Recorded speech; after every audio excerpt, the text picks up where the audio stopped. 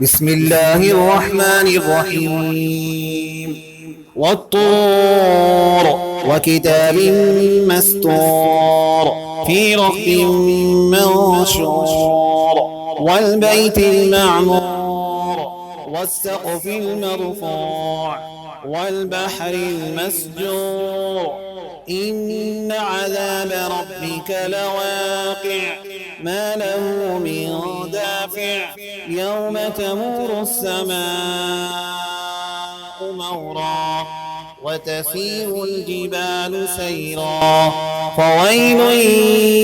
يومئذ للمكذبين الذين هم في خوض يلعبون يوم يدعون إلى نار جهنم دعا هذه النار التي كنتم بها تكذبون أفسحر هذا أم أنتم لا تبصرون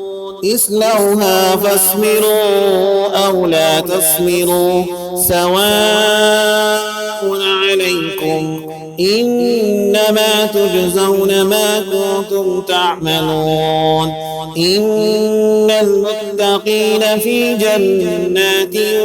ونعيم فاكهين بما آتاهم ربهم ووقاهم ربهم عذاب الجحيم كلوا واشربوا هنيئا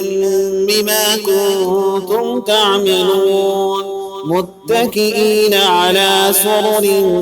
مصفوفة وزوجناهم بحور عين والذين آمنوا واتبعتهم ذريتهم بإيمان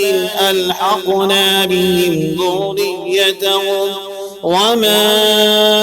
ألتناهم عملهم من شيء كل امرئ بما كسب رهين وأمددناهم بفاكهة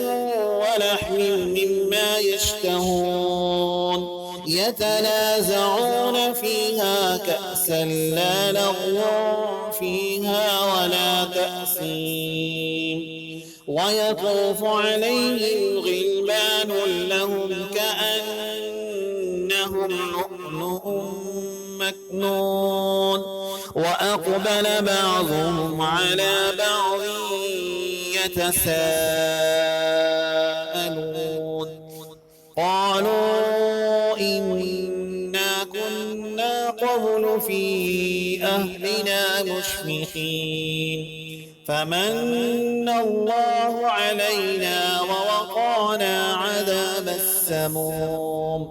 إنا كنا من قبل ندعوه إنه هو البر الرحيم فذكر فما أنت بنعمة ربك بكاهن ولا مجنون أم يقولون شاعر نتربص به ريب المنون قل تربصوا فإني معكم من المتربصين أم تأمرهم أحلامهم بهذا أم هم قوم طاغون أم يقولون تقوله بل لا يؤمنون فليأتوا بحديث مثله إن كانوا صادقين أم خلقوا من غير شيء أم هم الخالقون أم خلقوا السماوات والأرض بل لا يوقنون أم عندهم خزائن ربك أم هم المسيطرون أم لهم سلم يستمعون فيه فليأت مستمعهم بسلطان مبين أم له البنات ولكم البنون أم تسألهم أجرا فهم من مغرم مثقلون أم عندهم الغيب فهم يكتبون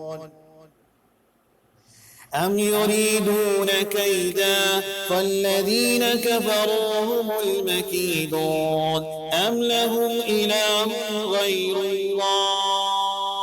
سبحان الله عما يشركون وإن يروا كسفا من السماء ساقطا يقولوا سحاب مركوم فذرهم حتى يلاقوا يومهم الذي فيه يصعقون يوم لا يغني عنهم كيدهم شيئا ولا هم ينصرون وإن